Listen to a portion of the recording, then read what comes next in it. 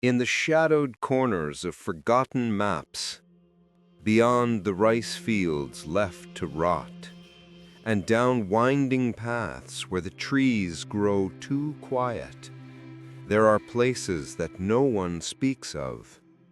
This is folk fear, a place where ancient rites were never meant to be remembered, where the dead do not rest, and the living inherit more than just names. In today's tale, we return to the cursed mountains of Anhui province, to a village lost in time, where a ruined temple still mourns those who were never properly buried, where bells do not ring, they wail, and where a forgotten chant, once whispered by starving daughters beneath a blood moon, now echoes in the throat of a woman who never believed in ghosts until she heard them inside her own chest. This is the story of Yaojing Temple, of a funeral bell that cracked, of a ritual abandoned, of a debt never paid, and a curse that does not kill, it silences. Welcome to the Mourning Chant of Yaojing Temple. The road back to the village was narrower than Anhui remembered. Branches clawed at the car windows like brittle fingers, and the fog, thick as rice paste, slithered between trees like it had been waiting for her. She hadn't seen this path in over 20 years. The tires crunched over gravel, then dirt, then silence. Her phone had lost signal miles ago. The car's GPS froze. She kept going, guided not by memory, but by something that pulled, something old. When she was a child, her mother told her not to look out the window during this drive. "The trees don't like to be seen," she used to whisper, eyes on the rearview mirror. Back then, Liana thought it was just one of her mother's strange village superstitions. Now, with her mother gone, throat choked with grief and guilt, Liang couldn't shake the feeling that the trees were looking back. The village emerged without welcome. No signs, no smoke, no sound. Yaozan, or Yao Village, once held nearly 200 families. Now it looked like a photograph left out in the rain, faded, warped, uneasy. The houses leaned with age. Some collapsed entirely, their bones jutting out like broken ribs. Red paper charms fluttered on doorways, dulled by decades. A rusted bell hung above an old gate, swinging without wind. Lianghua parked near the square, though square was generous. It was just a patch of flattened earth with a dried-up well in the middle and a moss-covered shrine to the mountain god facing east. She stepped out. The air was too still. It wasn't just quiet here, it was empty. Her mother's house was just beyond the shrine, hidden behind a crooked fence and a leaning willow tree. The front door had been nailed shut with a single board, crudely, like someone had done it in a hurry. She pried it open. Dust fell like ash as the door creaked inward. The house smelled of time and decay. Incense long extinguished, herbs, mothballs. Beneath it all, something faint, something metallic. Liang moved through the room slowly. Nothing had changed. The same threadbare rug, the same altar with faded photos of ancestors whose names she never remembered, the same small red lamp in the corner, flickering, even though no one had lit it. She entered the bedroom last. On the table beside the bed, wrapped in yellowing silk, was a small brass bell. It was cold to the touch, heavier than it should have been. When she lifted it, a whisper of air escaped from within, like a breath held too long. Tucked beneath it was a note, 3 characters written in trembling red ink. Huan Jing Sheng, return the chant. That night, Liang couldn't sleep. not just from the fatigue of the journey or the grief, but from the silence. The village didn't even have crickets. She lay in her mother's bed, surrounded by shadows that seemed to lean closer with every hour. The brass bell sat on the altar now, beside a photo of her as a child, taken the last time she visited. She closed her eyes. That's when she heard it. Not from the window, not from the forest, not from the altar, but from inside her. A sound like breath and grief humming in her chest. A single word, not spoken, but exhaled through her bones. A chant. The next morning, she went looking for answers. Most of the villagers were gone. The ones that remained were old, older than time. They watched her from behind cracked doors, their eyes clouded not just with age, but something else, something like dread. Only one woman spoke to her, Auntie May, her mother's cousin, nearly blind, still sharp. "You should not have come back," she said, "especially after your mother passed without the chant." Liang frowned. "What chant?" Auntie May's lips thinned. "You don't know?" She didn't answer. "The Ku Jing," May whispered, voice cracking. "The Mourning Sutra. 7 nights, 7 verses, starved and veiled, a daughter's duty to guide the dead." Liang felt cold. "That's just an old story." "No," May said, "it's older than stories." She reached into her sleeve and pulled out a faded piece of silk, a corner torn, a streak of dried blood. She handed it to Liang with trembling hands. "This was your mother's. She started the chant, but she didn't finish."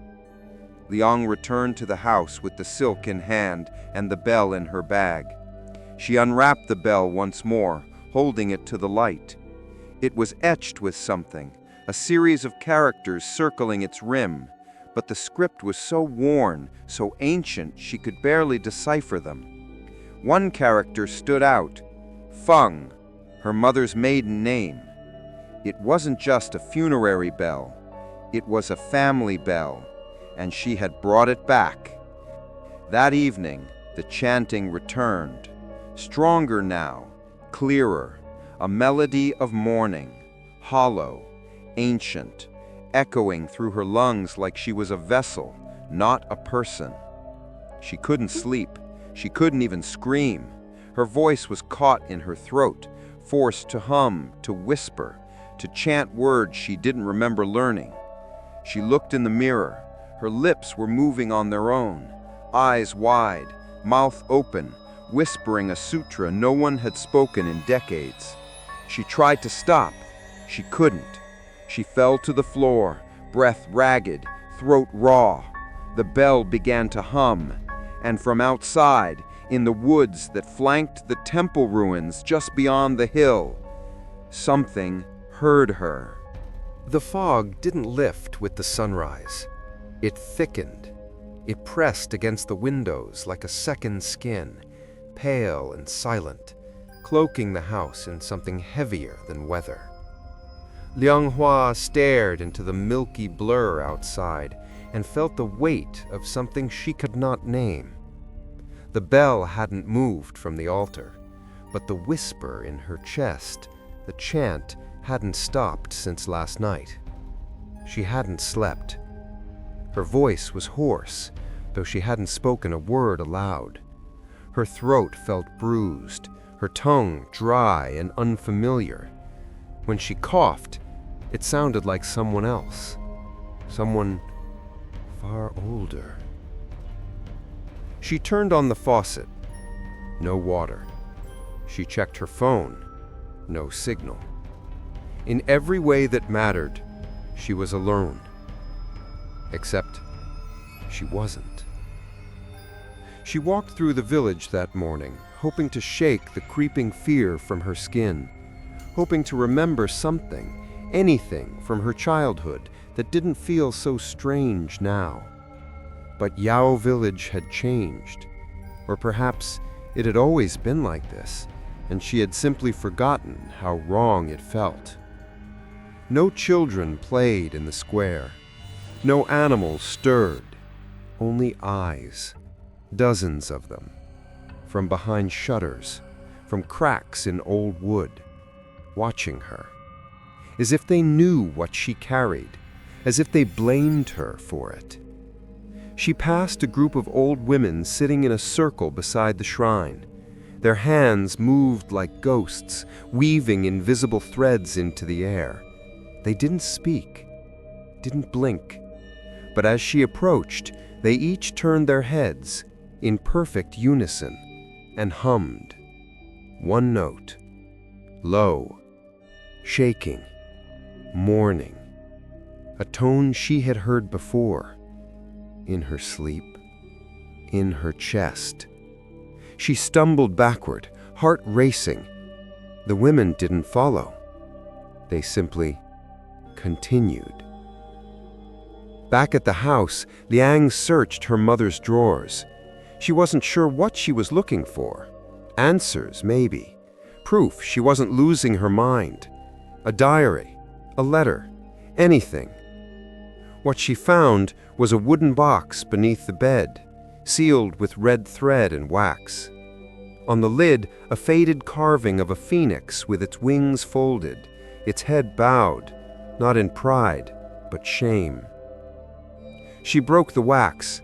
Inside, layered in silk and old rice paper, were 7 sheets of parchment. Each one bore a different verse, handwritten in crimson ink, brushstrokes trembling, characters smudged by sweat or tears. The language was old, almost illegible, but her body reacted. As her fingers grazed the parchment, her throat vibrated again, softly at first, then stronger. Her lips parted. She mouthed syllables she did not understand, but knew in her bones. The Ku Jing, the Wailing Sutra. That night, the dreams returned, but they were not hers. She found herself in a candlelit chamber, walls of stone, a low altar in the center. Dozens of small bells hung above her head, each swaying though no wind blew. A girl stood before the altar, young, barefoot, veiled in white. Her hands trembled as she held a scroll of red parchment. Her lips moved, chanting in a voice hollowed by hunger and grief.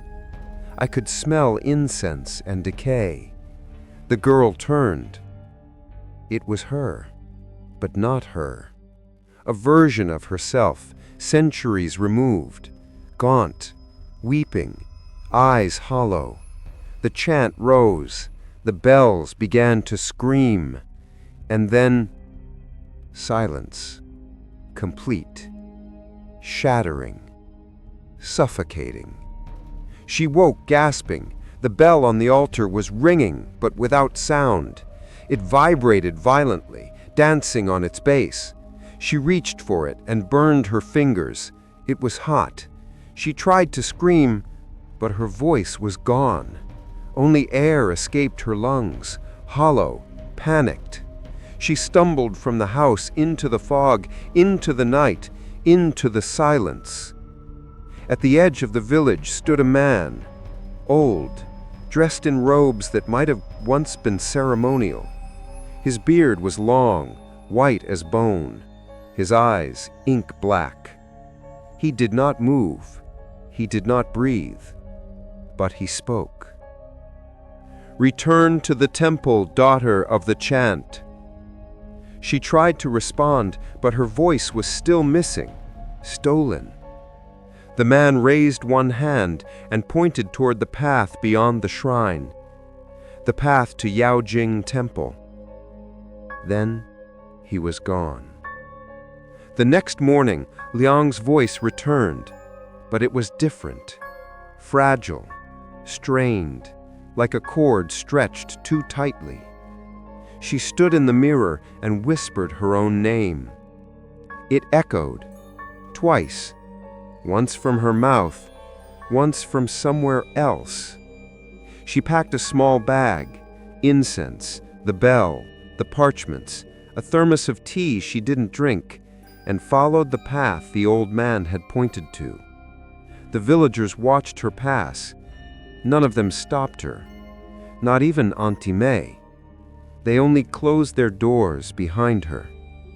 The forest was thicker now.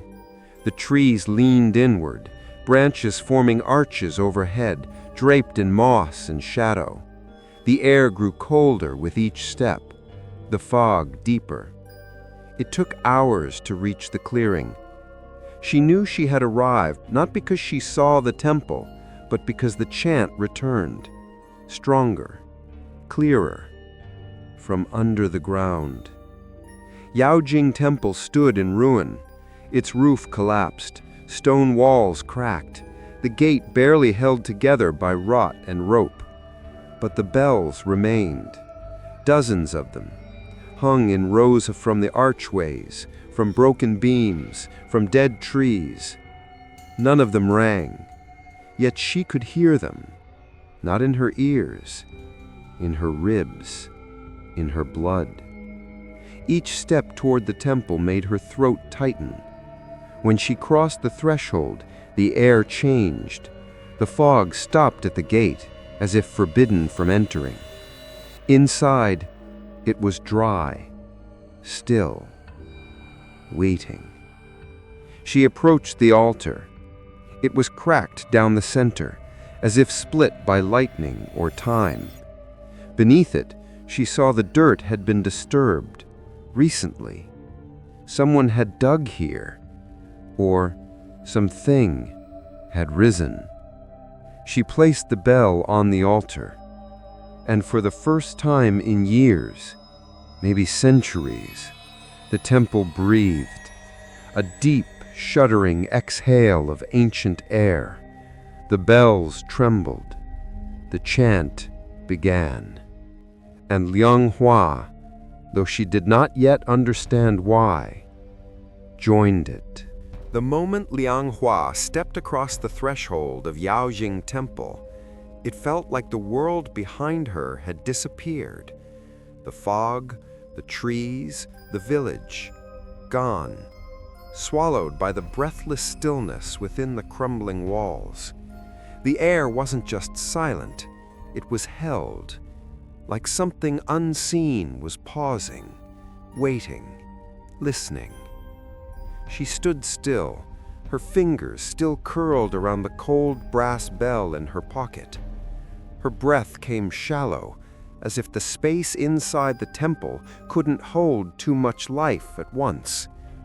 The altar loomed ahead, fractured down the center, a deep split that seemed less like a crack and more like a wound.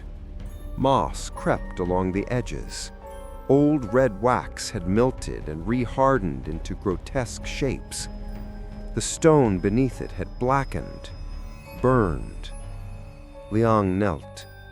She didn't know why. It felt expected. Overhead, dozens of funeral bells swayed without wind, each one different. Some large, their bronze dulled by centuries of rain and soot. Others no bigger than her palm, strung up with red cords long faded to brown. Their surfaces bore inscriptions, names perhaps, dates, verses from forgotten sutras. All of them scarred. Some looked melted. One was cracked so deeply it looked as though it had been screaming when it broke. But they did not ring. They mourned. Soft vibrations hung in the air like echoes, too shy to speak aloud. Liang could feel them, brushing against her skin, against her teeth, as though the bells were weeping through the bones of the temple. She whispered into the silence, "Is this what you wanted me to see?" The temple answered, not in words, but in breath. A low exhale rising from beneath the cracked altar, as if something long buried was now stirring. Liang stood, and approached the fracture. There was dirt down there, fresh. She climbed behind the altar, brushing away dried leaves and broken offerings. The air grew colder as she neared the earth, her breath becoming visible. She reached down, and her fingers found wood. A box. She dug faster. The box was rectangular, sealed with black lacquer, its surface carved with the same phoenix crest she had seen on her mother's belongings. She opened it. Inside were 4 things: a tightly rolled scroll, stained at the edges, a bloodied hair ribbon, a child's milk tooth wrapped in faded red thread, and a second bell, smaller than hers, but identical in shape. This bell was warm, and it vibrated when she touched it. She dropped it instinctively, heart pounding. It didn't bounce. It just stopped, as if the ground had swallowed its weight. Suddenly, the chant returned. From within her, louder than ever. The first verse erupted from her mouth like a flood, uninvited. Her lips moved on their own, her throat constricted with each syllable. She fell to her knees, gasping between verses she had never been taught. The funeral bells above her began to sway harder now, responding not to wind, but to her. She chanted, and they wept. All around her, the air shimmered, not with heat, but with memory. Flickers of the past blinked into being. A girl in white kneeling at the altar. A grieving mother sealing wax with shaking hands. A monk slicing his palm and dripping blood into a cracked bell. A father refusing the ritual, his eyes full of pride and shame. Each image dissolved like smoke, replaced by another and another. She screamed, but no sound came, only chanting, only the sutra, only the Ku-jing. When it finally stopped, she lay on the temple floor, trembling, her throat raw, her eyes wet. The scroll she had found was now open beside her. Written in the same trembling red ink were the words, "If the chant is incomplete, the soul cannot rest. If the bell is cracked, the grief cannot sleep. If the daughter is silent, the bloodline will weep." Liang pressed her fingers to her chest. Her heart was pounding, but it was not hers alone. There was another rhythm beneath it, slower, deeper, as if someone had settled inside her.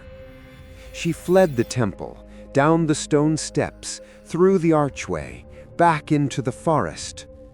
But the fog was thicker now, the path gone, the trees unfamiliar. And the chanting, though quiet, followed her. Not behind her, not around her, but inside her. Like a second heartbeat, a voice that did not want to leave, a voice that had waited. By the time she reached the edge of the village, the sun had begun to set, though the light barely pierced the mist. A thin trail of smoke rose from her mother's chimney, but she had left no fire burning. She entered the house slowly. Inside, the air was cold, too cold. The altar lamp was lit. The photo of her mother had changed. The image was the same, but the face was not looking out at her anymore. It was looking to the side, toward the bell.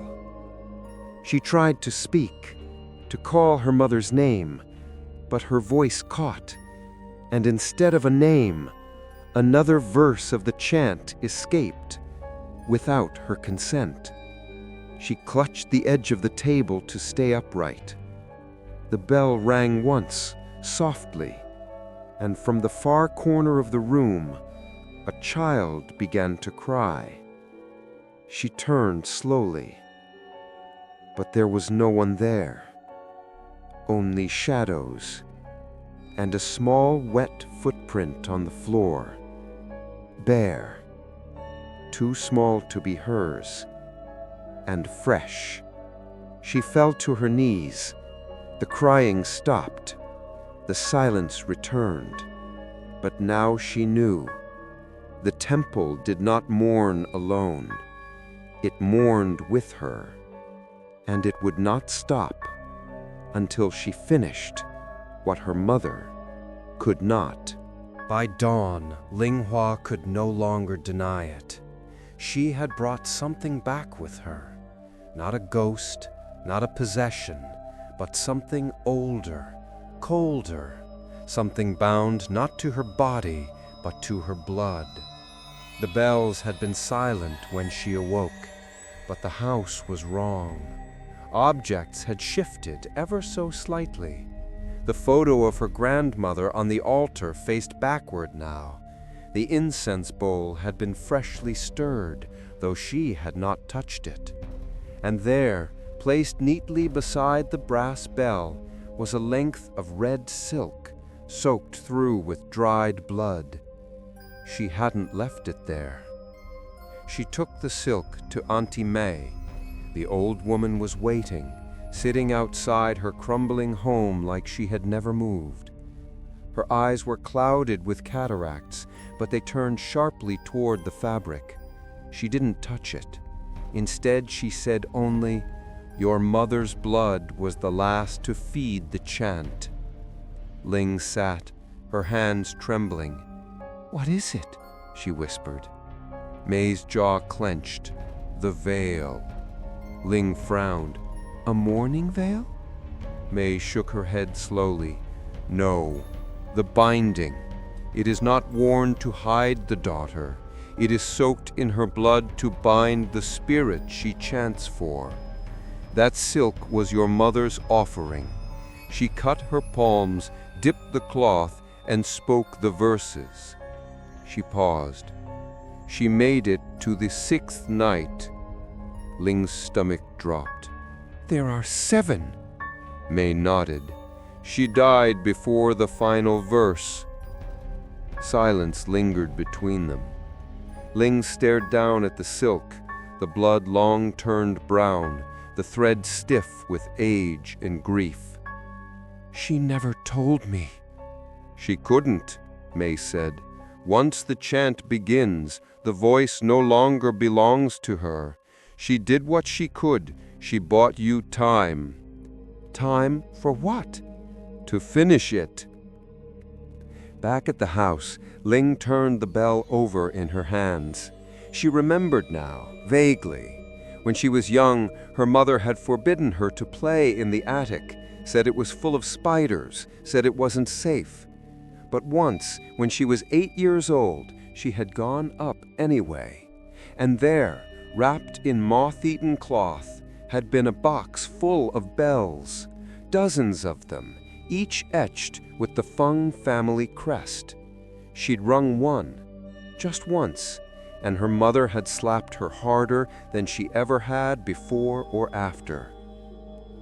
She went up now, the wooden stairs groaning under her feet. The attic smelled of mildew and thyme. She found the box behind a trunk, exactly where she remembered. Inside were 13 bells, each labeled in careful brushwork. Feng Yumei, Feng Charen, Feng Lu Li, Feng Hua, her own name, etched faintly onto a bell sealed with wax, phoenix wax, bright red and glossy, the kind used only in Taoist funerary rites, not for the dead, but for those who speak for the dead. She touched the wax. It was soft, still warm. The bell trembled in her hands. That night she opened her mother's journals. There were 6 of them, numbered and bound with red string. Each one ended abruptly, the handwriting growing more frantic with every page. The sixth journal contained the final entry, scrawled across a half-torn page as if written moments before death. His voice is in the walls now. He does not want peace. He wants justice. But justice was never buried, only the truth. The chant must finish, or he will. Ling stared at the words, heart pounding. Who was he? A soft sound came from the hallway, bare feet on wood. She turned sharply. No one there, but the bell on the table was spinning, not ringing, just spinning. She whispered, "Who are you?" And the answer came not in voice, but in memory. A vision struck her like cold lightning. The temple in its prime, golden, clean, alive. Monks in robes, smoke curling to the ceiling. A child on a stone floor, curled in pain. Blood on his chest, a wound not natural, inflicted.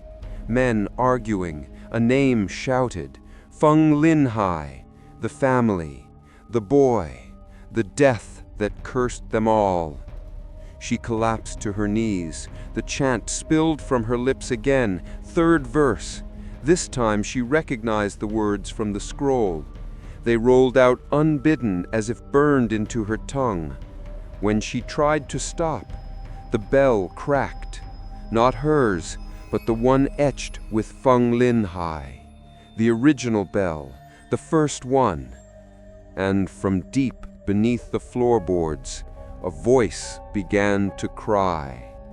It was a boy's voice, young, agonized, echoing, not outside, not distant, but beneath her. She moved quickly, pushing aside furniture, pulling up the corner rug. There it was, the old cellar trapdoor, sealed with rusted lock. She smashed it open with the fireplace poker. The air that escaped was cold enough to bite. She descended, one step at a time, into the dark. The cellar was stone and earth, lined with jars and joss sticks and clay effigies. But at the very end, lit by a flickering red lantern barely clinging to life, was an altar. Not a shrine, a cage, made of bamboo, covered in red talismans, sealed with wax. Inside, curled like a sleeping dog, was a shape. A boy, dressed in tattered ceremonial robes, mouth sewn shut with thread. His eyes were open, and he looked at her. She fell backward, knocking over a jar. It shattered. The boy didn't move, but his eyes followed her. She screamed, and her voice came out as verse again, the fourth chant. The cage trembled. The wax began to melt, not from heat, but from will. She turned and ran, back up the stairs, back into the house, slamming the trapdoor shut. But even as she did, she heard the boy begin to hum, softly, the melody of the chant, verse 5, the one that should come next. That night, the veil moved on its own. The red silk soaked in her mother's blood was now tied to the bell. The ends of it swayed as if caught in a wind that did not exist. And as Ling sat before the altar, the voice inside her chest smiled. The body must weaken before the soul can open. That's what the old text said. That's what Auntie May had whispered. And that's what Liang Hua now understood, far too well. She began the ritual on a cold morning. No food, no water, no speech. The first thread of sacrifice was silence, not just of the mouth, but of the self. She sealed her phone inside a drawer, turned the mirrors to the wall, closed every curtain, let the house return to the dark. She lit incense and sat before the altar, her legs folded beneath her, her back straight, her mother's bell on one side, the blood-soaked veil on the other, and in her lap the scroll, the Ku Jing, the Wailing Sutra. 7 verses, 7 nights, 7 layers of self to unravel. The first night passed slowly. The hunger wasn't the hardest part. It was the noise, the sound of thoughts colliding, of breath echoing inside her ribcage, of bells humming at a pitch only grief could hear. By midnight, her mouth was dry. By 3, she was shaking. At dawn, the veil began to move again, not violently, just a slow, steady tug toward her face, like invisible hands were reminding her, it's time. The second day brought the visions. She saw them first in the flicker of the altar lamp, shapes moving just outside the edge of light. Not people, not spirits, moments. A mother weeping with her hands bound, a daughter chanting with her lips sewn shut, a boy watching from the shadows, forgotten, unburied, unloved. Liang tried to look away, but every time she blinked, the visions drew closer. By sunset, the lamp went out on its own, and the veil wrapped itself around her shoulders. She didn't sleep. There were no dreams, only memories she couldn't recognize, not her own. A temple floor, cold against her knees, a bowl of water she wasn't allowed to drink, a monk pouring wax down his throat to silence himself. At some point, Liang lost track of time. She spoke nothing, ate nothing, and when the third night fell, her voice returned on its own. But it did not say her name. It chanted. The 5th verse, prematurely. The words poured from her lips as if summoned from somewhere deep, deeper than memory, deeper than blood. They scratched against her throat like thorns, syllables not meant to be spoken with a living tongue. The bells in the attic answered. One rang, then another. Downstairs, the red string binding her bell snapped. Auntie May came to the door that afternoon. She didn't knock. She simply stood in silence, holding a bowl of rice porridge and an old willow branch. Liang opened the door without speaking. The 2 women looked at each other. "You shouldn't go further," May said, eyes glassy. "You're not strong enough." Liang's voice was a rasp. "I'm not supposed to be." She took the porridge, set it on the altar untouched, and placed the willow branch beside the veil. 7 nights, 7 sacrifices, each object a tether to grief, to memory, to spirit. She had 3 now, the bell, the veil, the branch. 4 more would come, if she survived.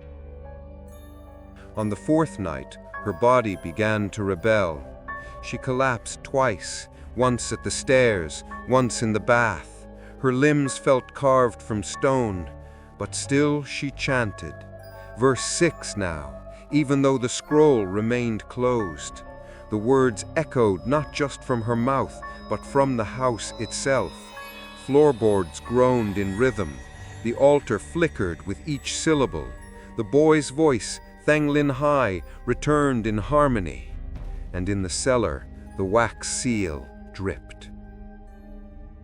She woke on the 5th morning with blood on her lips, from her throat, or perhaps from the chant itself. The house had changed again. The photos on the altar now showed different people, strangers, daughters in white, some crying, some silent, all dead. And in the center, a photo of Liang, eyes closed, veil on. She screamed.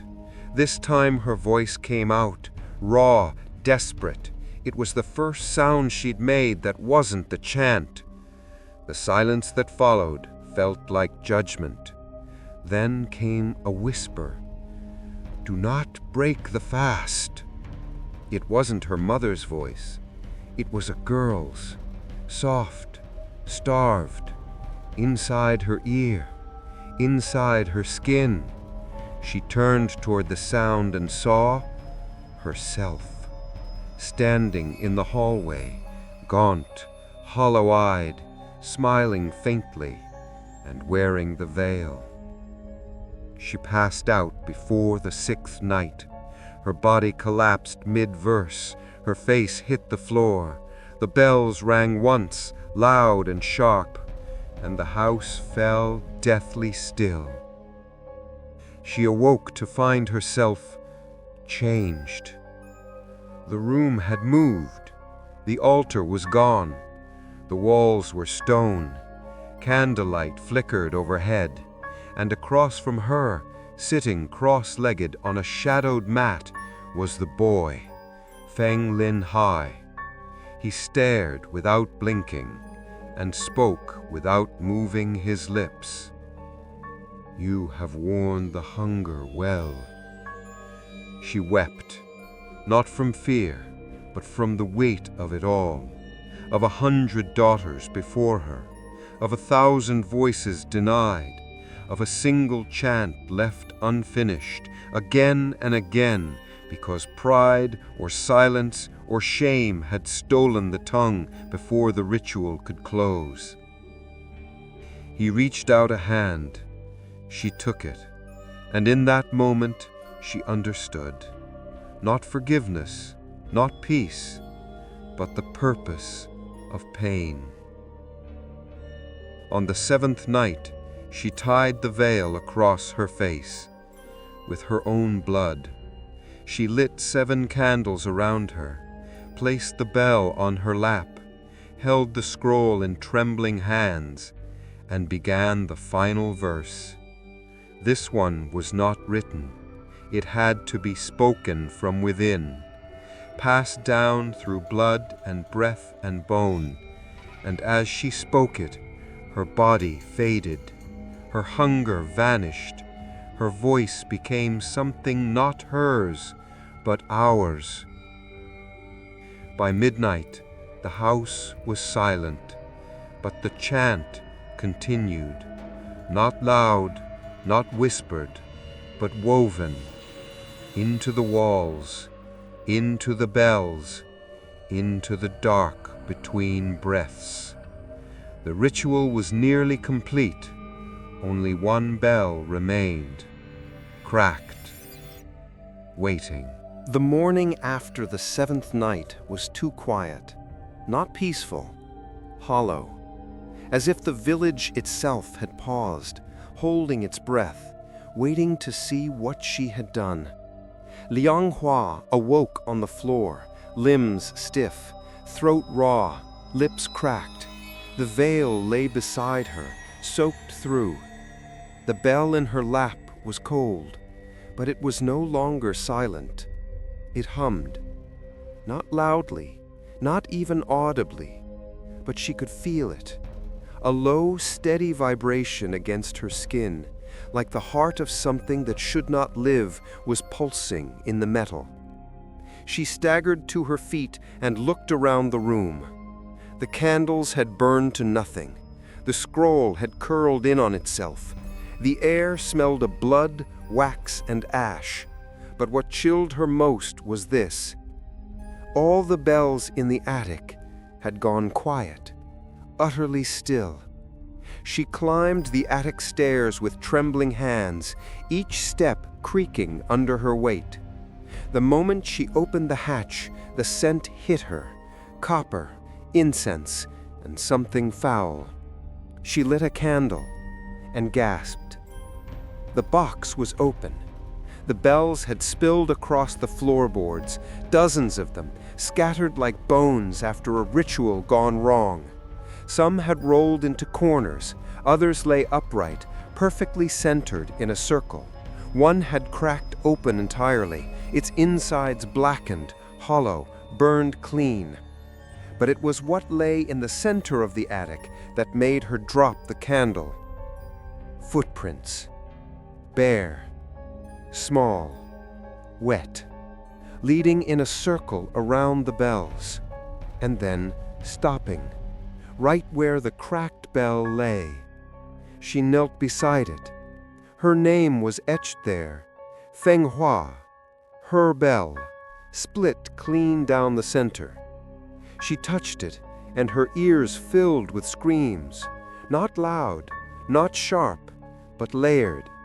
Whispers within whispers. Hundreds of them. Girls, mothers, spirits bound and silenced for generations. Each one chanting over the other, not in harmony, in desperation. She tried to pull away, but her hand stuck to the brass. The metal burned against her skin, yet held her there. Images burst into her mind like lightning. A girl buried alive beneath the altar. A boy trapped in a temple bell. A mother biting off her own tongue to stop the chant from finishing. A monk setting fire to himself beside the bells, weeping as they laughed. The bell began to pulse with light, red, then white, then red again.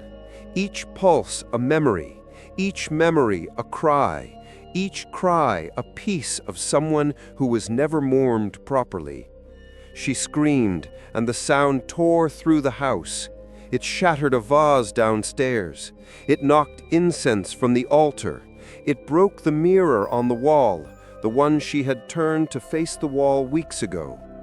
And from the reflection, a girl stared back. Not her, a version of her, younger, starved, wearing the veil. Her mouth moved, and Liang heard the words, not with her ears, but inside the bones of her skull. You opened the bells. You fed them. Now they will speak.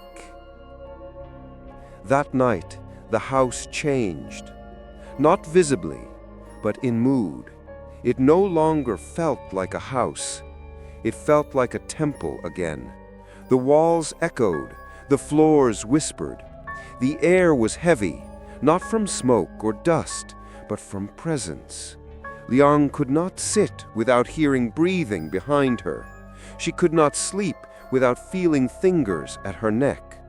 And every time she tried to speak, to say her own name, the only thing that came out was a chant, verse after verse, even ones she had not read, even ones that were not part of the scroll. On the third day, she found a child's drawing tucked beneath the altar. It had not been there before. It was crude, drawn with charcoal on old paper, a picture of the temple, a girl in white, and dozens of tiny figures hanging from the trees around it, not by rope, but by red strings tied to their throats, each one with a bell where the heart should be. Beneath the image were 4 characters scrawled in blood. Ling Wei Zong, Sung Wei Hun. The bell is the tomb. The voice is the soul. She returned to the temple. This time she didn't walk. She stumbled. The forest no longer welcomed her. The trees pressed close. Roots curled across her path like warnings. But she pushed through, barefoot, bloodied, veiled. The moment she passed the temple gates, the bells rang, all of them, at once, not from wind, but from recognition. She was no longer a visitor. She was claimed. The altar was cracked further now. A hole had formed beneath it, a tunnel of sorts, dug by hand or claw or grief. She climbed inside. It led to a chamber, circular, lined with bells set into the walls like urns, each one sealed with wax, each one humming slightly, some loud, some quiet, some sobbing. In the center was a larger bell, unlike any she'd seen before. Tall, blackened, bound in chain. It had no inscriptions, only a smear of ash where a name once was. She stepped closer, and it spoke, not in words, but in song. A chant deeper than language, a sorrow older than scripture. A voice, male, wounded, vengeful, echoed from within. You opened them, you fed them, now you finished them. She dropped to her knees, crying. The bells wept with her. From underneath the chains, water leaked, thick and dark, not tears, but blood. When she crawled back to the surface, the sun had set. The bells outside were silent once more, but the ones inside had only just begun. That night, she could not speak at all, only chant. Every time she opened her mouth, the sutra came forth. Her hands trembled with each syllable. Her body shook with every verse. And at midnight, something broke. The air snapped like a cord pulled too tight, and all around her, the bells began to sing, not in harmony, not in peace, but in pain. Each one unleashing a story, a death, a truth too long buried. The girl who drowned herself rather than chant, the sister who tried to bind her brother's spirit and was consumed, the child who was made to mourn her own mother before she had learned to read, and always, at the center, Feng Ling Hai, the first bell, the unchanted soul, the rage that had cracked the line open. The bells rang all night, and Liang Hua, she sat in silence, mouth open, eyes blind, chanting a verse that had no end. Somewhere in the haze between night and morning, Liang Hua stopped hearing the world as it was and began hearing it as it had been. Not in words, but in grief. Grief that lingered, grief that grew. The chanting no longer came from her alone. It echoed from walls, from corners, from the very seams of the air. And beneath it all, a single voice whispered louder than the rest. A girl's, wavering, young, defiant. I won't do it. I won't. The voice came to her in dreams at first. A flicker of white silk, torn and muddied. A child's hand clutching a piece of scroll, its edges burned. Bare feet pounding temple stones, trying to escape. Blood in the snow. A scream caught not in the throat, but in the soul.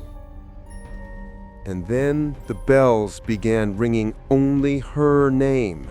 Yunhua, Yunhua, Yunhua. Liang Hua awoke gasping, that name still echoing in her mouth like a foreign prayer. She searched the journals again, her mother's first, then her grandmother's, then an older one she'd never seen before. It was bound in black leather, brittle and water-damaged, the ink inside barely legible.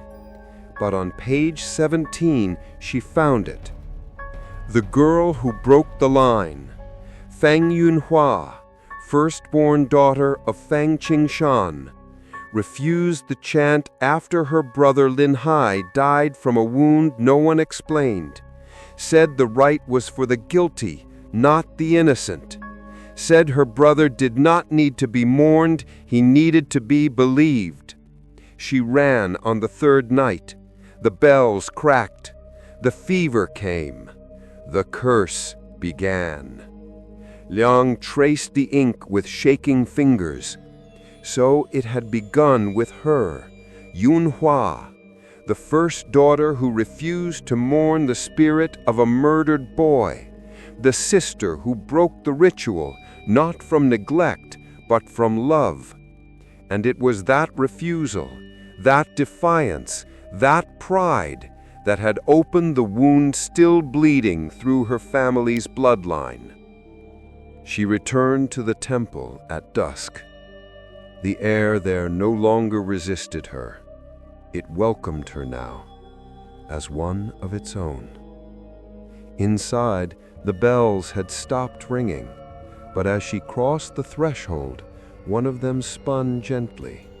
A small silver bell hung lower than the rest.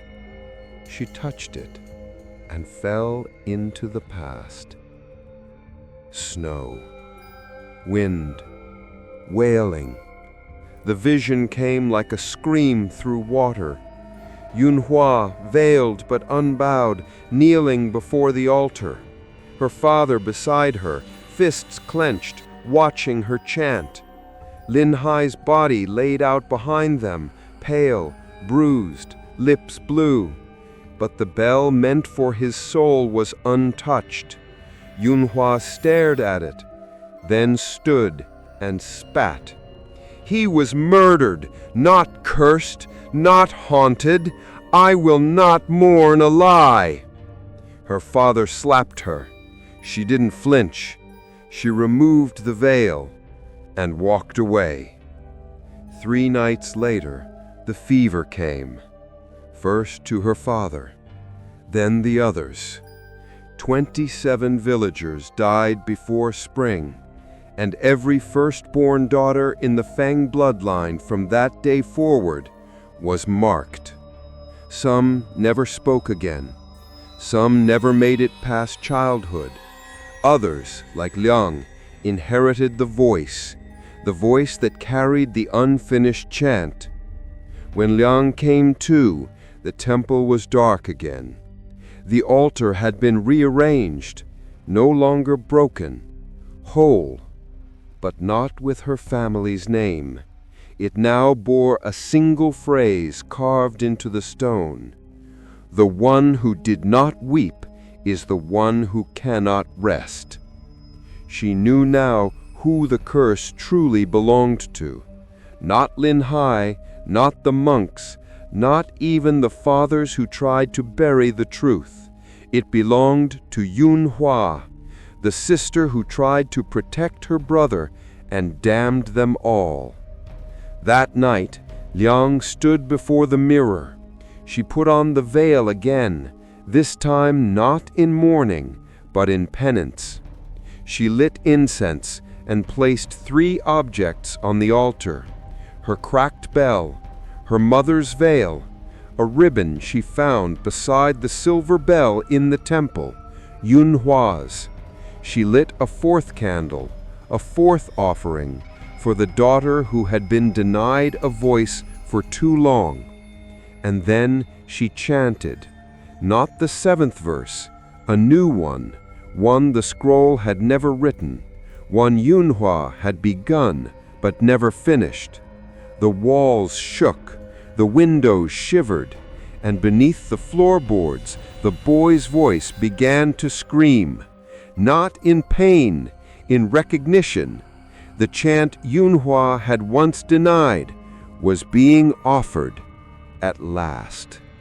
Suddenly the bells above her rang out in unison, then exploded into silence. A gust of air swept through the room, extinguishing every flame. And in the dark, a single voice spoke, calm, hollow, eternal. She weeps now.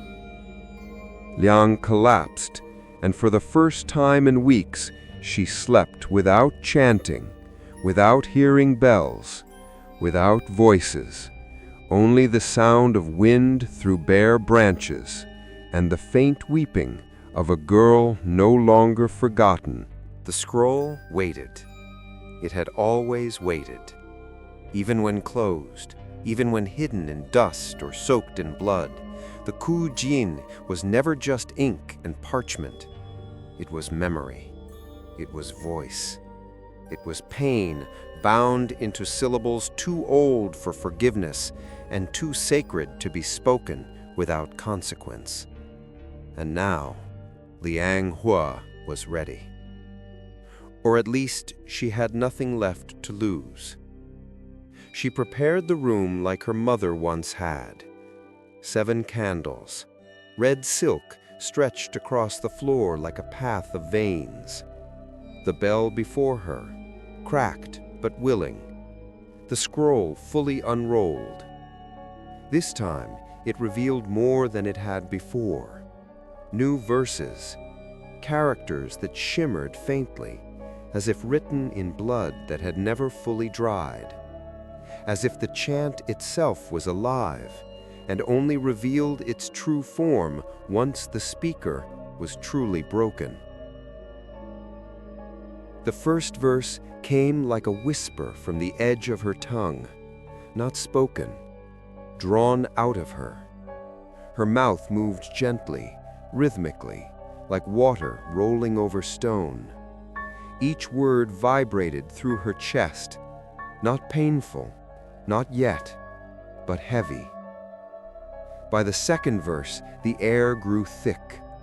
By the third, the house began to breathe again. The walls inhaling, the candles flickering against a wind that didn't come from outside. By the fourth verse, her hands trembled, not from fear, but from the weight of the words, as if each syllable pulled at her flesh, carving invisible lines into her bones. She paused, not from weakness, but from instinct. She could feel the air tighten, as if something unseen was leaning in to listen. And then, a voice responded. Not human, not even spirit. It was the temple, the voice of Yaojing itself. Ancient, echoing, neither male nor female, but something older than gender. It did not chant with her. It harmonized. A tone so low, so steady, it sank beneath her skin like an anchor. Fifth verse. Her lips moved faster now. The chant took on a rhythm, rising, falling, spiraling in on itself. The Ku Ying was no longer just a lament. It was a summoning, a negotiation, a warning. Each syllable unsealing something buried not in earth, but in ancestry. Her breath shortened. Blood trickled from her nose. The candles flickered blue. By the sixth verse, her body was no longer hers. She had gone still, unnaturally so. Her spine straight, her arms rigid, but her mouth continued. The chant flowed unbroken, her voice layered now, 2 tones at once, one hers, one not. It was a voice she recognized. Her mother. Liang's eyes filled with tears, but she could not stop, could not blink, could not breathe. The bell before her began to glow. Not bright, not warm, but with a dim internal light, like a lantern submerged underwater. The silk began to curl. The scroll shifted. The 7th verse hovered before her, the final line, and it was blank. No ink, no brushstroke, only silence. A verse that had not been written, because it had to be given, freely, painfully, alone. She understood now. Each daughter added to the chant. Each one finished a sentence the last had begun. The Wailing Sutra was not written in full by one hand. It was built across generations, each voice offering one fragment of the sorrow. And her part was now. Liang reached into her sleeve. With a shaking hand, she drew a small blade, the same her mother had kept at the altar. She held it to her palm and whispered softly, "I mourn what was lost. I mourn what was taken. I mourn what we were too proud to grieve." Then she cut. The blood fell onto the final line of the scroll, and as it touched the parchment, the characters wrote themselves. In her blood, in her name. The final verse surged through her like a storm. Her mouth opened wide. The sound that came out was not human. It was a wail, deep, echoing, endless. The voice of every daughter who had ever knelt on cold stone and chanted for a spirit they never knew. The voice of Yunhua, of her mother, of Lin Hai, of those forgotten, of those refused, of those whose bells were sealed in silence. The house shook, the altar cracked, and every bell in attic, in temple, in grave rang out, not as music, but as scream, a collective grief, a reckoning.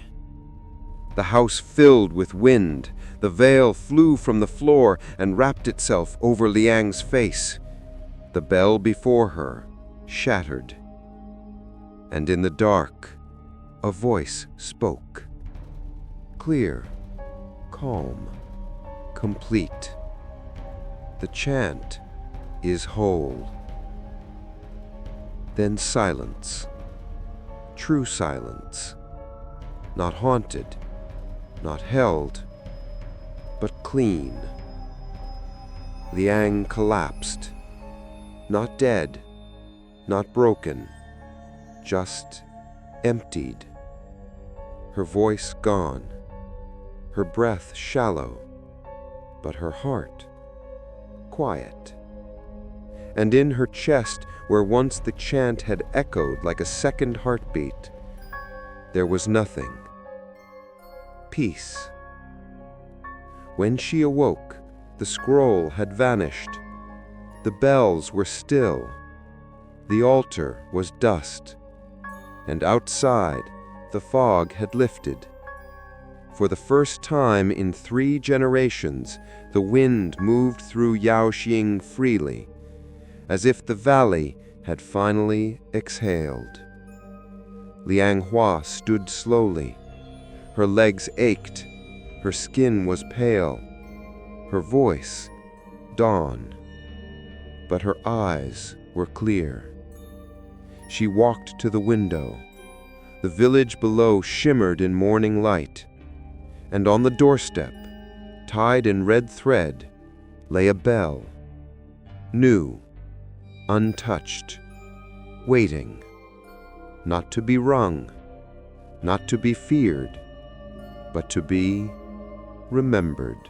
They say when a ritual is done properly, the silence that follows is sacred.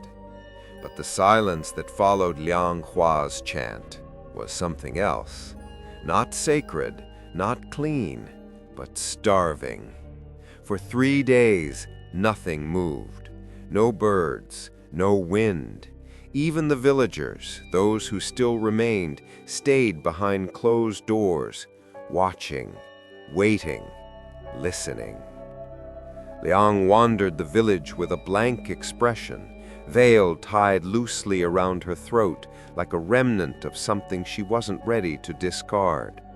She had no voice, but she didn't need it, because she heard everything now. Even the things no one else could, especially the things no one else should. It began with the dreams. A bell, large and blackened, hanging over a field of ash. Its surface cracked, its tone warped. Each night It rang once. Each time it pulled something from her. Her memories, her breath, her name. And then came the whispers. One voice still owed, one bell still empty. Finish it, or it will feed itself. She knew which bell they meant.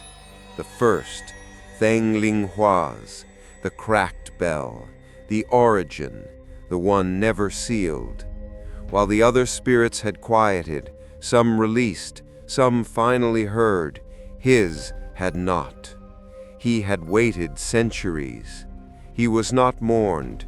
He was used, a symbol, a scapegoat, a ghost. And now that the Wailing Sutra was whole, his hunger was the only thing left uncontained. On the fourth morning, she found the cat. Dead, tongue black, eyes wide, a bell string tied around its neck, one of hers. On the fifth morning, the water turned to ink. She poured a cup from the old clay pot, and it came out thick, dark, smelling faintly of rust and rot. On the sixth, she found a child at her doorstep, a girl, no older than 5. Firstborn, the mother whispered through tears, mute since birth, and that morning gone pale, unmoving, but not dead. Her mouth was open and chanting.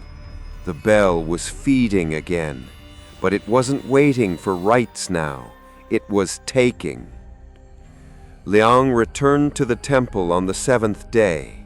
The forest had changed. The trees no longer turned away. They faced her. Branches reached outward like arms bent in offering or warning. The air thickened with each step, and as she neared the gate, a low tone rolled through the ground beneath her feet. Not a bell, a growl. Something not yet satisfied. Inside, the altar was gone, replaced by a pit, and in the pit, the cracked bell. Wider than before, taller than a man, its surface slick with something wet, not water. Its chains broken. It pulsed with a dim red glow. It was alive. She stepped to the edge.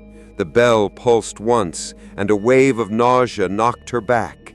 She fell to her knees, and the whisper came again, this time inside her skull.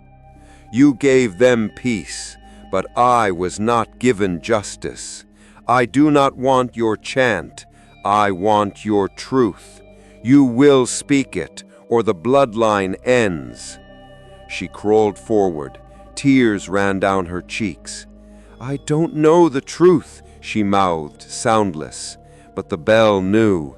The wind shifted, the ground cracked, and the vision hit her like thunder. A memory not hers. The temple centuries ago. Young Ling Hua, pale, bruised, dragged by elders into the sanctum. His crime? He had seen too much. He had learned the chant not through ritual, but through listening. A child, a witness, not a threat. But they feared the balance, feared what he might become, and so they ended him, quick, silent, behind the altar, and forged a tale of unnatural death, a tale that required the ritual, a tale that cursed every daughter that followed, a lie to keep the temple's shame buried. She screamed, but no sound came. The bell shook violently now, splashing blood across the walls. It was not his grief that cursed the bloodline. It was the lie. The chant had never been about peace. It was penance, a sentence passed on innocent daughters to protect the guilty. And Ling Hua? He didn't want release. He wanted the truth spoken. At last. Liang stood. She unwrapped the veil. She opened the bell scroll. She raised the last bell that bore no name, and she wrote upon it in her own blood, Feng Lin Hua, son, brother, witness. not spirit, not curse, not forgotten. Then she chanted, not the 7th verse, not the 8th, but a new verse, a truthful one, born not from mourning, but from justice. The cracked bell began to hum, not with rage, with relief. It shook, split, crumbled, and from the ashes a single red thread drifted upward, glowing, spiraling, and then disappearing into the sky. The hunger was gone. The temple grew quiet. The veil fluttered gently in her hand, and from somewhere behind her a child laughed. Not a ghost, not a warning, but a real child, awake, smiling, breathing. Liang turned. The world had shifted. The curse had not been broken by tradition. It had been broken by truth. And the cracked bell would never ring again. There are certain silences that feel like peace. Others feel like death. But this silence, the one that followed the crumbling of the cracked bell, felt like release. For the first time in memory, the village breathed. The fog that had choked the trees for decades receded. The temple no longer whispered. The forest paths, once dense and hostile, opened to the sun like they had simply forgotten how to be cruel. And in the village square, the children began to sing. Liang Hua stood at the edge of the dried well, her veil draped across her shoulders like a relic of someone else's life. Her voice had not returned, but she no longer needed it. She had given it to the right, and in doing so, she had taken something back, her bloodline. The first sign came from Auntie May. The old woman, who had not left her home in years, appeared one morning in the square holding a bell, one of the originals. But it did not ring. It glowed, dimly, softly, a warm pulse like a heartbeat. She offered it to Liang with shaking hands and a whisper. "The voice is yours now, but the burden is no longer." Others followed. Daughters who had never spoken began to hum. Mothers who had buried their girls beneath willow trees now knelt before the altar, not to mourn, but to thank. No one spoke of the cracked bell. No one needed to. It was gone. Its hunger dissolved into ash. And with it, the curse began to fade, not all at once, but layer by layer. Some losses could not be undone. The dead did not rise. The silence of those already taken remained sealed in earth and memory. But the line, the future, was no longer chained to that grief. And Liang felt it in small things, in the way the trees no longer leaned inward, in the way children no longer looked afraid of her, in the way she could finally sleep without bells. On the third night after the final chant, she had a dream, not of temples, not of death, but of a girl, dressed in white, hair braided with red string, standing by the altar, smiling, not chanting, not mourning, just watching. Yunhua, the first daughter. She held out her hand. Liang took it. No words were spoken, but when she awoke, the veil was gone. She returned to the attic, where once the bells had screamed and rolled like bones in a grave. Now they sat still, stacked neatly in rows, some sealed, some silent, all at rest. She closed the box, carried it to the base of the old willow tree behind her mother's house, dug a shallow pit, and buried them, not to forget, but to finish the story. The village held a gathering the following week. There was no announcement, no invitation, just villagers slowly drifting into the square, carrying offerings, food, flowers, bells with broken strings. Liang stood among them, silent, at peace, no longer haunted, but still marked. She wore the veil one last time, not over her face, but across her chest, folded like a sash, a symbol of all the voices that had been forced to weep, and of the one who had finally listened.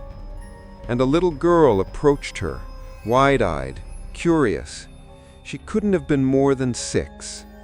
She held a bell in her hands, polished, whole, not etched with grief, but with a single character, ting, to listen. She offered it without fear. She took it with both hands, and as she held it, for the first time since the chant ended, it rang, soft, pure, alive. Not every wound can be healed, but some can be honored, and when they are, the dead grow quiet, not because they are forgotten, but because they are heard. That night, Liang lit 7 candles in her mother's room. She did not chant, she did not cry, she simply sat, eyes closed, breathing steady. And in that silence, she heard a sound so gentle, so faint, she almost thought she imagined it. A lullaby, hummed in a voice she hadn't heard since childhood. Her mother's. No bells, no spirits, no pain. Just song. The curse had not been broken by fire. It had not been defeated by exorcism. It had been dissolved by truth, by ritual made whole, by a daughter who listened and who refused, like Yunhua before her, to chant for the sake of tradition alone. But unlike Yunhua, Liang finished the story. Some truths rise in fire, others are buried in dust.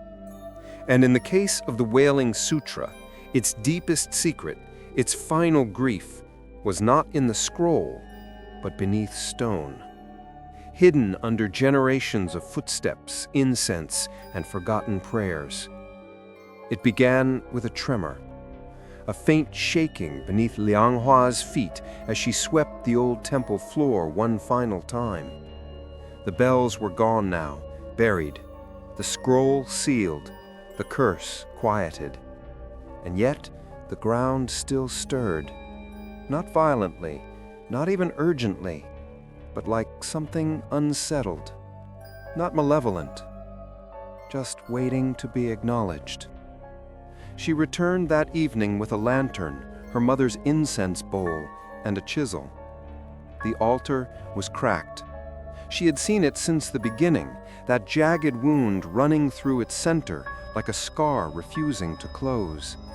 But now, as she knelt before it, something had changed. A single line of dust had formed beneath the stone slab, fresh, soft, like breath. She pressed her palm against the crack, warm, alive. The first tap of the chisel echoed through the temple like a bell. Then another, and another.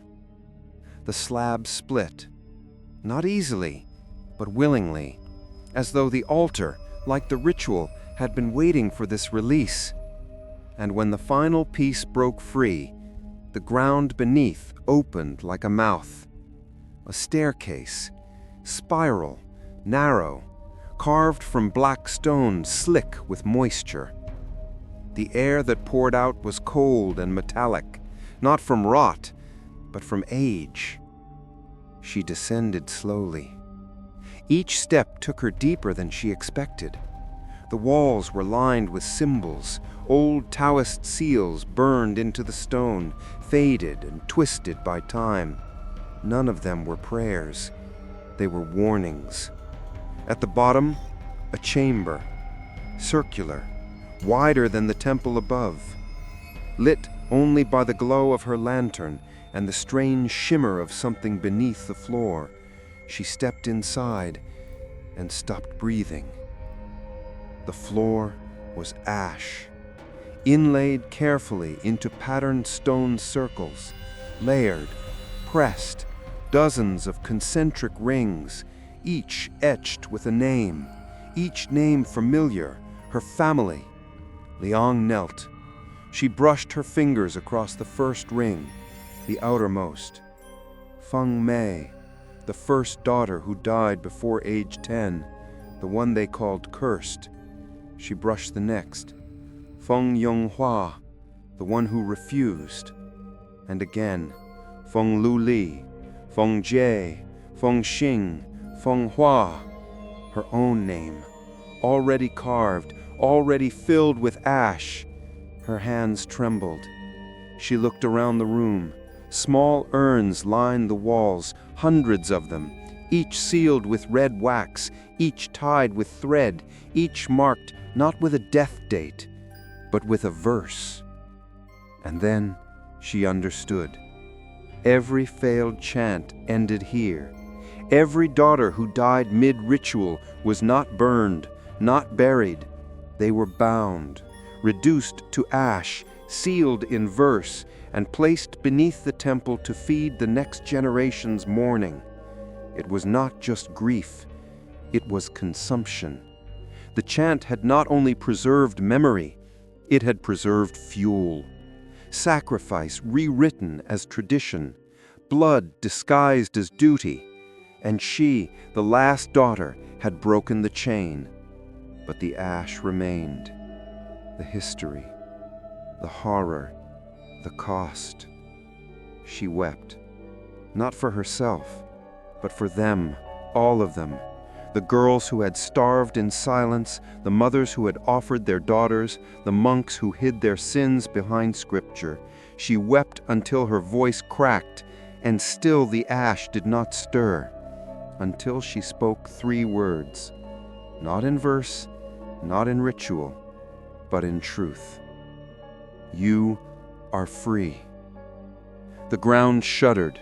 A breeze stirred through the chamber, though no doors opened. And from the urns, a sound. Not a wail, not a scream, but laughter. Soft, childlike. Dozens of voices, finally heard, finally safe, finally fading. The urns dimmed, the wax cracked, the air lightened, and the ash, once heavy and clinging, dissolved into dust. No longer a prison, now a return. She climbed back to the surface in silence.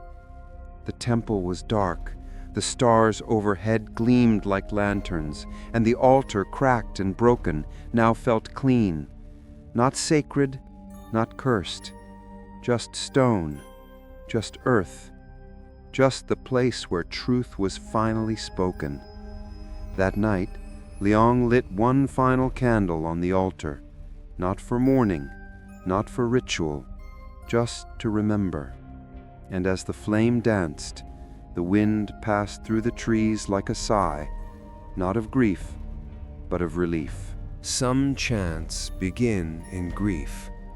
Others begin in silence. But the final chant, the 7th night, it begins in truth. Liang Hua could feel it before the sun even fell. The pressure, the hum, the stillness that had shape. The house had grown cold again, but not with death. This was ritual. The air itself kneeling in anticipation. The 7th night was beginning, and she was the last voice left. She dressed in silence, white robes, bare feet, the red veil. But this time she did not wear it over her face. She tied it around her throat, not to hide her voice, but to guard it. She had earned it back, and tonight she would choose what it was used for. The scroll was gone, the bells were buried, the ash dissolved, and yet the ritual remained, not in objects, but in her. The house held its breath as she stepped toward the altar, now just cracked stone and memory. 7 candles, 7 strands of red thread, 7 names written in her mother's handwriting, placed in a circle on the floor. Each name a daughter lost to the unfinished chant, all watching now from beyond. She lit the first candle. For May, who chanted to the 5th verse, but bled before the 6th. Then the 2nd. For Yunhua, who refused the chant and carried the blame for centuries. 3rd. For Lu Li, who sang in her sleep and never woke again. 4th. For Jie, whose hands could write the chant, but whose tongue was taken. 5th. For Xing, who died before the veil touched her skin. 6th. For my mother, who gave me time with her voice and died with mine. 7th. She did not speak the name aloud. She simply lit it and let the silence say, "For me."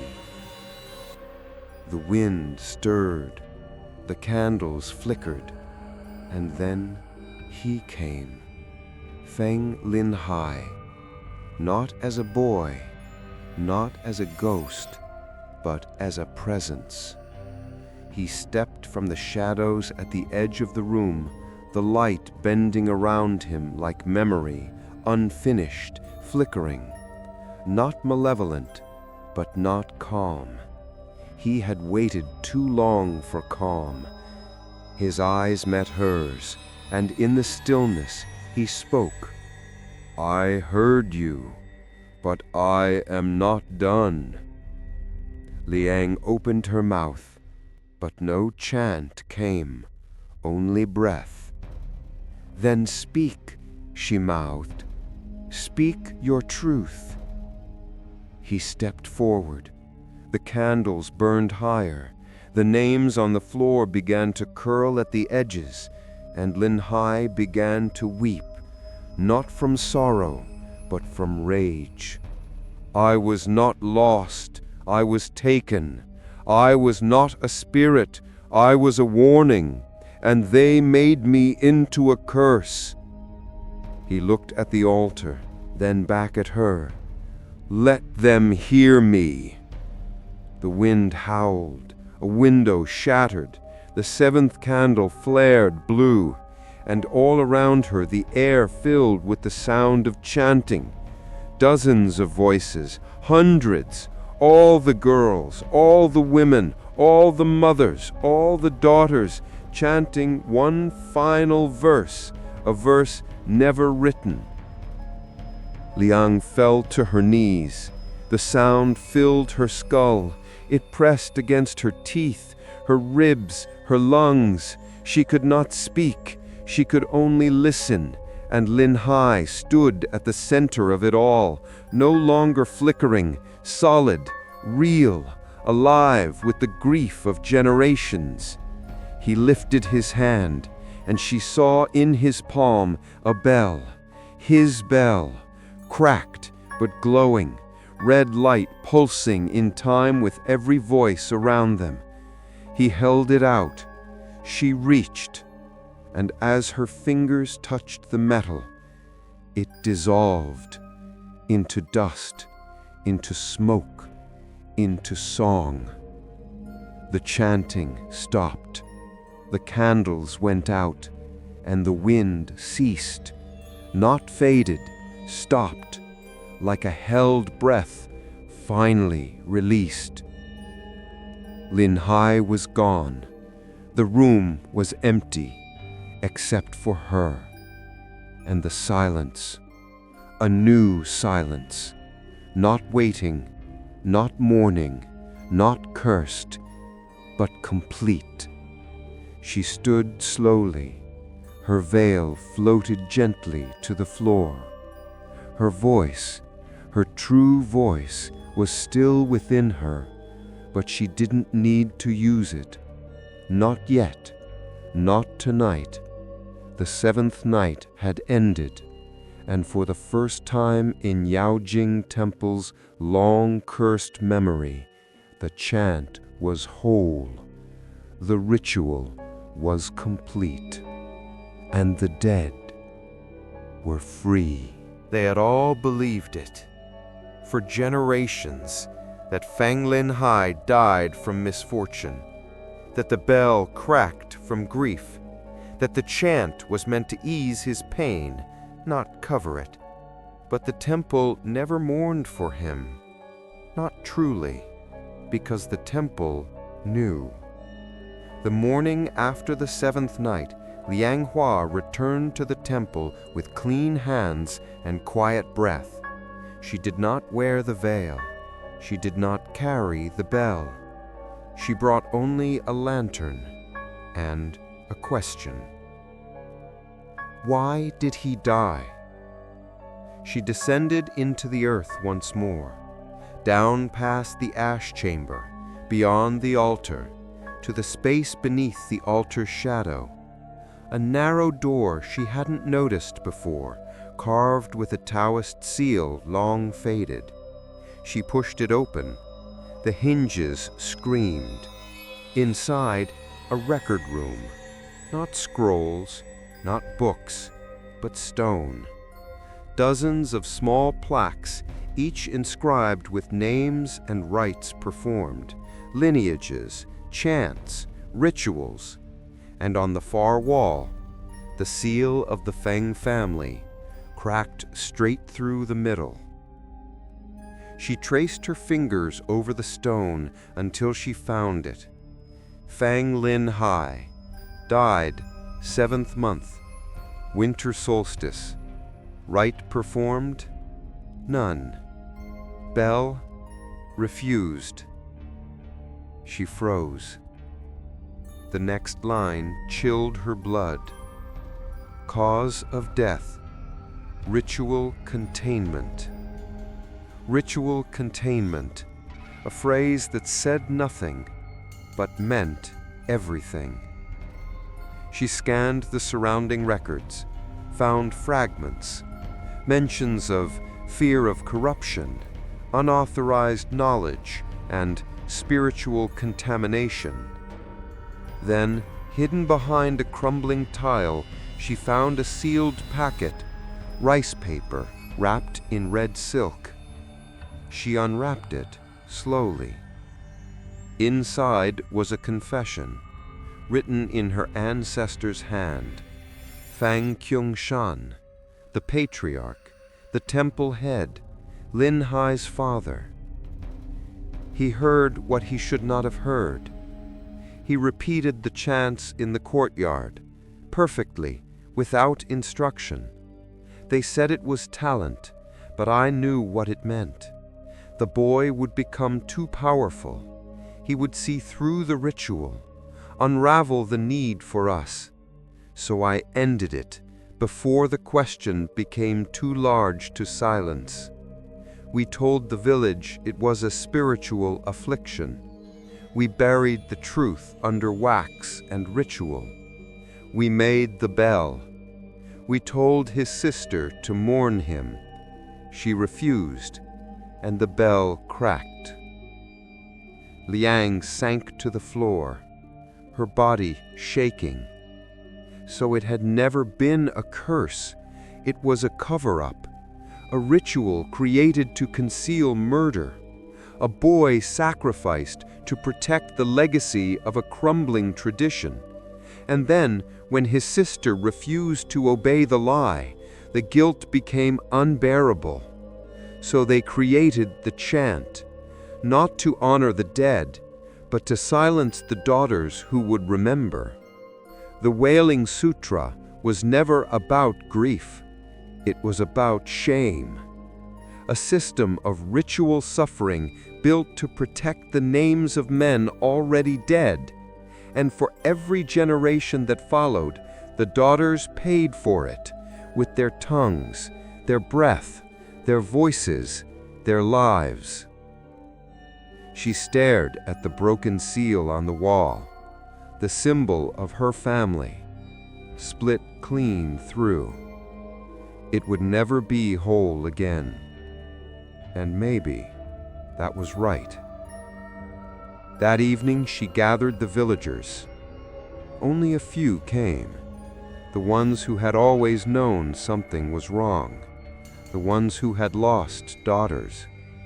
Liang stood before them and did what no one else ever had.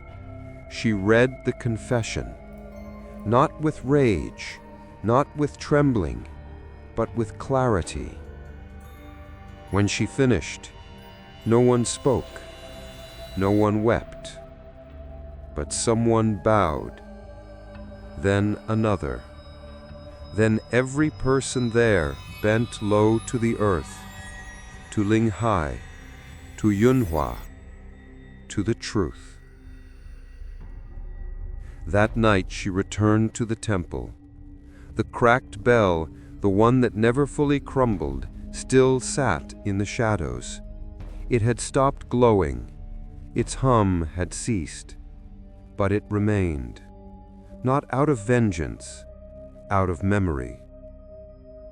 She sat beside it and whispered, "I know now. You didn't need a chant. You needed a witness." She touched the cold brass surface, and for the first time, it was truly silent. Not empty, not lost, just at rest. Outside, the wind carried no voices, no chanting, no sorrow, only the soft rustle of leaves. And in the village below, a girl laughed, clear, loud, unafraid. The bell that had mourned alone would mourn no more. Grief can echo across generations, but so can healing. It began quietly. The night after the reading of the confession, the bells stayed silent. The fog did not return, and in the distance, from behind the mountains, a soft spring rain began to fall. No thunder, no wind, just a gentle cleansing. Liang Hua stood at the threshold of the temple one last time. The veil no longer hung from her shoulders. The chants no longer filled her chest. And for the first time in her life, her name, her own name, belonged only to her. She breathed in the rain, let it touch her skin, and listened. Not for bells, not for spirits, not for ritual, just for silence. But there was something else, a presence, a stirring in the wind, faint, familiar. And then, without effort, without pain, she spoke. Not in verse, not in chant, but in her own voice. Soft, true, complete. Thank you. No echo answered, no ghost replied. But something inside her shifted, like a door closing gently behind her. A chapter sealed, a soul released, a burden set down. The temple was no longer hers. It belonged to the trees now, to the earth, to the ashes beneath the altar, to those who had never been mourned until now. She stepped away from it without looking back. The village changed, slowly.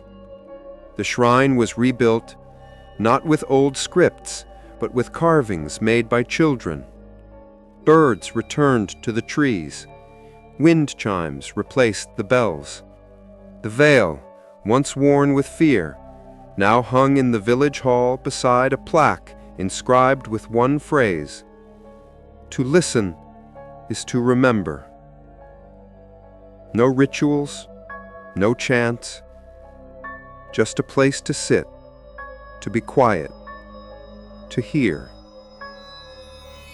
Auntie May passed not long after, but not in sorrow.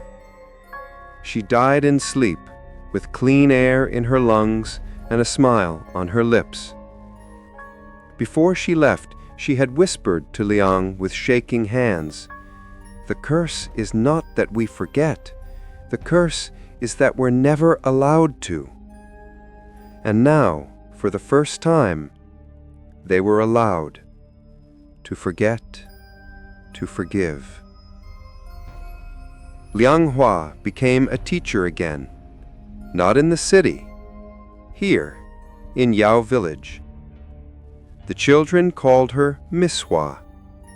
They never asked about the bells, but sometimes, when the rain came softly, she would tell them stories about songs that once healed, about daughters who never spoke but were never truly silent, and about one boy, quiet and kind, whose story became too big for silence to hold. One evening, she sat alone beneath the old willow tree behind her mother's house. A breeze moved through the branches, shaking droplets onto her shoulders. And she hummed a lullaby she had not remembered learning. Simple, sad, beautiful. And when she finished, she heard a voice behind her, not ghostly, not supernatural, just young, clear. A child. "Miss Hua? That's a pretty song." She turned. A little girl stood at the edge of the grass, holding a wildflower. She smiled. "Will you teach it to me?" Liang's voice caught, not from fear, but from something deeper, something brighter. She nodded. "Yes, of course." That night, the wind passed through the empty temple. No candles were lit, no scrolls were opened. But if you stood in the doorway and listened, you might swear you heard laughter, or maybe just the breeze. Hard to tell the difference now. The chant was gone, the bells were silent, but the voices, the real ones, had returned, and they would never be taken again.